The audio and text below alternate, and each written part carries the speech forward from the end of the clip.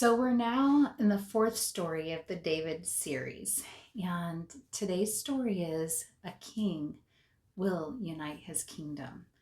And it's based on 2 Samuel 5 through 2 Samuel 9. So you're going to want to go listen to it or read it so that you can get greater details from the story.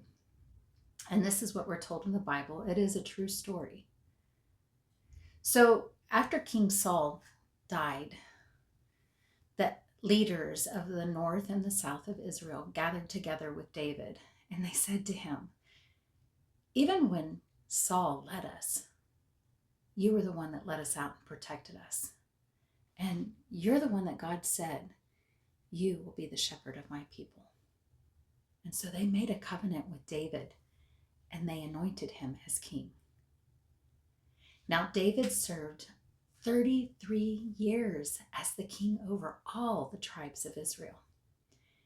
And when he went into the city of Jerusalem, he ended up conquering it and calling it the city of David.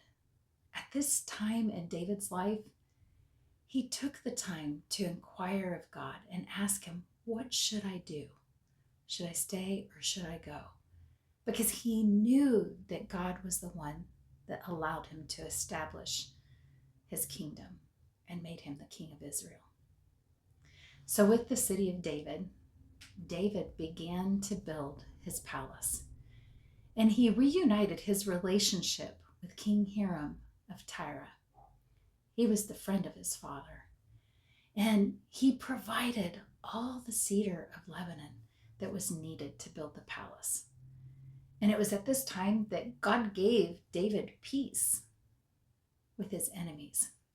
There's one day when David had the privilege of bringing the Ark of the Covenant into the city of David, and he danced in the streets unabashedly, just without fear, celebrating what God had done in his behalf. And knowing that God had blessed him, David decided that he wanted to build for God a temple, because he had this huge palace that he had built for himself and he hadn't built anything for God. But God had the prophet Nathan come and speak to David. And he told David, "I'm sorry, but it's not for you to be the one to build the temple. It'll be your son." David was so thankful. Then the prophet gave David 5 promises from God. And he reminded David that God said to him, "I have made you the shepherd of my people. And I'm going to be with you wherever you go. I'm going to go before you, and I will prepare a place for my people, and I will cut off your enemies. And once that's done, you need to know that your descendants, they shall remain on the throne forever." David was so humbled by God's promises that multiple times he said to God, "I am your servant. I am your servant.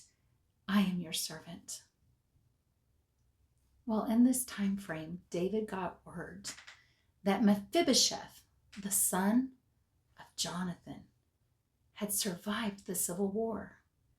Now, early on, Mephibosheth had been crippled, but that didn't matter to King David. He wanted to honor his promise that he said to Jonathan that he would protect his family. And so he had Mephibosheth brought to the palace, and he sat daily and ate with the king.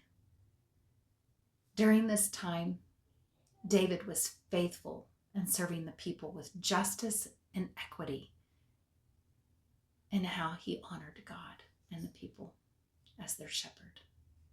May God honor the telling of his word. It's so important to be in the word, to be with Jesus, so that we can be transformed. Shalom, y'all.